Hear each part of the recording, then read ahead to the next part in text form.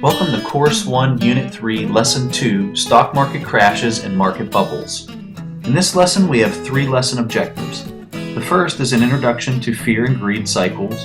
The second is understanding Warren Buffett's opinion on market psychology. And the third is understanding the accumulation of shares versus trading assets. So let's get started. I want everyone to imagine that they're standing on a city street and they're just kind of minding their own business, looking around, when all of a sudden they see a rampage of people just start running down the street directly towards them. You have very little time to react, but you just see this mass group of people running directly towards you. How would you react to that scenario or that situation? As most people think and contemplate that question, I'm sure that you would probably turn in the same direction as the crowd of people and start running with them. It's not that you had to ask them why they were running or where they were running or what they were running from. Your natural instinct, your human instinct, is to turn with the people and start running. You might not know why, you don't even have to ask why, but your instinct is telling you that you need to get moving and you don't want to continue standing there. So as we look at this scenario, let's say you're in a car and you drove past a nightclub and you're looking for a place to go out for the night, and you drive past this nightclub, which is called Best Nightclub on the Planet. And as you drive by, you see a long line of people standing there, and they're all waiting to get in.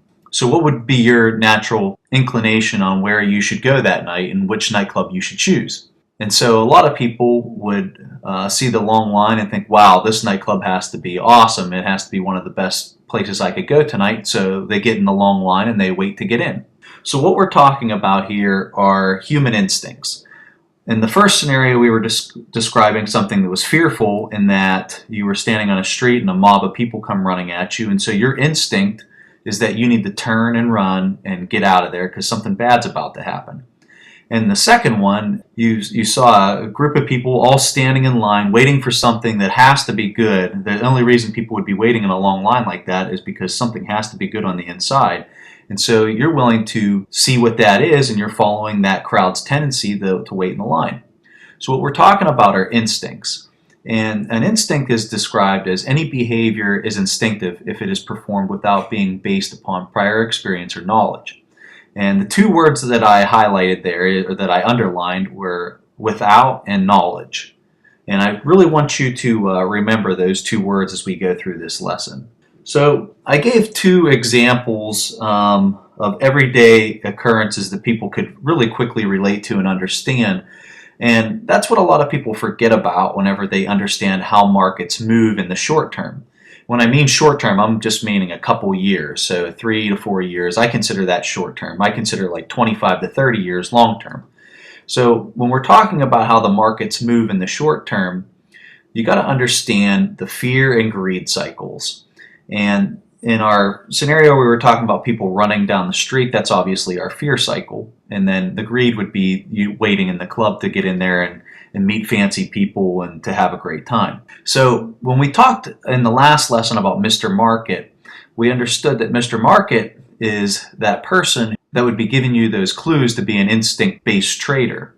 So since most investors base their investing on emotions and instinct, they follow the mindset of Mr. Market.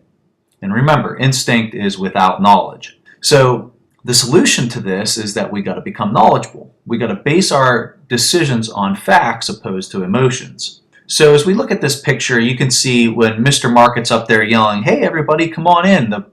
I'm making money, you can make money, and my neighbor can make money." That's your greed cycle. The mindset during the greed cycle is that a quick buck can be made and that it's going to take very little effort on your part in order to make some money. And so what you have is you have traders who get in for one day and they make 10% on a stock and they quickly sell it and they think, oh, I'm going to throw it into another one, and they make some more money on that. And next thing you know, they're day trading and they're doing this consistently day in and day out, and they're making some money doing it. And then what happens is the market corrects because you have value-based traders who actually know what the value of those assets are, and they start trading them down because they're too high. And then what comes is the fear cycle, because people start getting scared because they're losing small amounts of money, and then they're losing larger amounts of money. The next thing you know, they lose an enormous sum of money, and most people get very scared. And then the mindset shifts from making a quick buck to, I don't know the value of these stocks and I don't really know what I'm doing, so I'm out of here. And what they do is they sell all their shares and they lick their wounds, and they realize that the little bit of money that they did make, they probably lost it, or maybe even worse, they lost more than where they started out. So how do we know what the stocks are worth is the tough question, and that's what we're really going to learn in course 2. But I think we can all agree that the knowledge of a stock's value allows an investor to determine if Mr. Market is greedy or fearful. If we know what that stock's worth, well, then we know if the price is overvalued or the price is undervalued. And that's really the important thing here, is that we have to know what the stock's value is. And so Warren Buffett's opinion on this market psychology, he says the key is to be greedy when others are fearful and to be fearful when others are greedy. So the name of the game is really accumulating shares versus trading shares. And you want to be the person who's accumulating shares. Now, Benjamin Graham, who was Warren Buffett's professor at Columbia, he has a wonderful quote where he says, "The stock market behaves like a voting machine, but in the long term it acts like a weighing machine." And what he meant by this is, in the short term, anyone can price a stock. Anyone can say it's worth $10, $15, or whatever. But in the long term, the stock is going to be worth what its value is. And that's where you look at the scale there, the value becomes absolute. So what I'm going to do is I'm going to show you 2 different traders. I'm going to show you a value-based approach, and I'm going to show you an emotional-based approach. Our value trader is Amy, and Trevor's our typical trader who might not really understand all the different financial terms and everything that there is about stocks. So I'm going to go through how the mindset of both of these traders works. So we have Amy on the top, and she's looking at buying stock in a company called American Eagle, which is like a clothing store. And just so you know that these numbers that I'm quoting in this example aren't real stock numbers from American Eagle. I'm just kind of using it as an example. So Amy would look at American Eagle and she would read through all the different financial data, and then she would look at it and say, the company's earnings are $2 a share, and the $18 of book value is a great margin of safety. The 1% dividend is okay. Overall, I think its intrinsic value is probably about $22 a share. So that's how she would look at it. Now, your emotional-based trader like Trevor, he would think, wow, I really like the company American Eagle. I have tons of their clothes. They've got stores in every mall. Every kid in high school shops there. They just opened a new store in the next town over. I'm going to buy some stock in that company. And so that's how Trevor thinks. So what we have is Amy buys 100 shares of American Eagle for $20 a share. So that's a $2,000 investment for Amy in buying American Eagle. And Trevor does the same. Trevor buys 100 shares for $20 each, and so he makes a $2,000 investment, both in the same company. So for whatever reason, we don't even have to understand what reason, but the market drops, and it could be based off of psychology, it could be based off of any number of things, but that's absolutely impossible to predict whether the market's going to go up or down. It's just not something you can predict.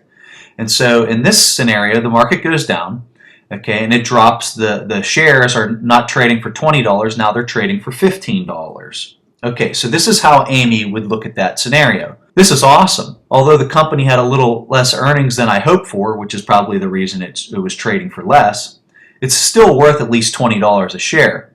Since it's trading for $15, I better get some more while it's at a good price.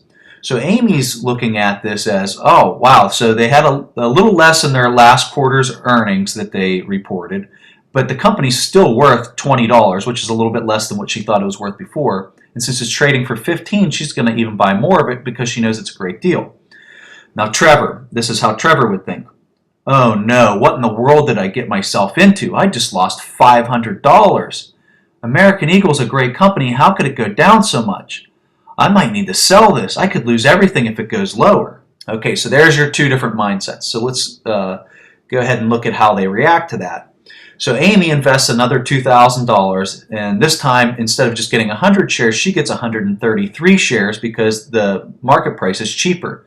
So now she owns 233 shares of the company. Now we look at Trevor, and he's just going to hold on to his 100 shares. He's a little nervous because he lost quite a bit of money. So let's just say like another 6 months go by, and the stock is still trading down at that $15 range. So Amy's mindset is, I can't believe people are still trading this company for $15. She's getting a little bit frustrated. It's now worth $21 a share based on the new earnings and balance sheet. I'll buy even more shares. Another 133 shares are bought for $2,000, and now Amy owns 366 shares. So Amy, although the stock is still lower than what she thinks it's worth, which is a little frustrating for a value investor, and I'll tell you, there's sometimes that you wait for companies for a year or 2 years before they actually come back to that intrinsic value that you might think that it's worth. But the key here is to think for yourself and to absolutely know that you're calculating the value properly and that you're looking at all the variables right. And so Amy buys some more shares for $15. And Trevor's still nervous. He cannot believe that those shares have gone down so much. And so he's going to continue to hold. It hasn't gone lower, so he's not going to sell, but he's going to hold what he has. So let's say that it's another 3 to 6 months or so, and then the market price comes back up to $24 a share, which is only $4 higher than where they both started. Amy says, man, this thing is trading for more than what I think it's worth. Better start looking somewhere else for a good buy, because this is overvalued. She thinks it's still worth $20 to $22 and it's trading for $24, so she stops buying it at this point. She's invested $6,000, and so then her profit, because the stock is back up to $24, she's made $2,784, which is a 46% gain. Now the mindset of Trevor is, sweet, I knew this was a great pick. Just made some easy money. I think I'm going to buy some more. So he's going to buy some more at the $24 price because he made some money. He made $400 in profit on his $2,000 investment. And so this is truly the difference between a value-based investor and a person who's really looking at the financial data versus somebody who's making their decisions completely based off of emotions. And you can see, the saying always says buy low, sell high. And when you looked at these two scenarios, Trevor was always buying when it was high, but Amy was always buying when it was low. And whenever that price did get higher than what she thought it was worth, she immediately stopped buying it. And she held those shares. And if you're buying a dividend share, which I strongly recommend in the second course, you're then going to collect the dividends on that as you just continue to hold it. So something to think about as you look at how you invest versus how other people are investing. So what kind of trader are you? Do you typically sound like Trevor, or do you sound like Amy? And that's something that you're going to have to decide for yourself. And you're also going to have to decide whether you think that that's the right approach for you. Maybe it's not. And here's the question I really want you to think about. In the long term, who do you think is ultimately determining the market price? Do you think Amy's the person who's really controlling the market price, or do you think it's Trevor? And so I would obviously argue that in the short term, Trevor's controlling that market price because he's making it go the Trevors of the world are making that thing go up and down because they're trading on emotion and they're following Mr. Market. But in the long term, Amy is the person who's ultimately controlling the value of that company. So if you'd like to trade shares like Amy, that requires knowledge, not instinct. And if you're looking for how to do that, you've come definitely to the right site. We got tons of tutorials here to help you learn how to be a knowledgeable investor and a value-based investor. And Course 2 is going to teach you all those things that you need to know for calculating the intrinsic value. So that concludes Course 1, Unit 3, Lesson 2, Stock Market Crashes and Market Bubbles. In this lesson, we had 3 lesson objectives, which were an introduction to fear and greed cycles, Warren Buffett's opinion on market psychology, and the difference between accumulating shares and trading assets. And thanks for joining us, and we'll see you in Course 1, Unit 3, Lesson 3.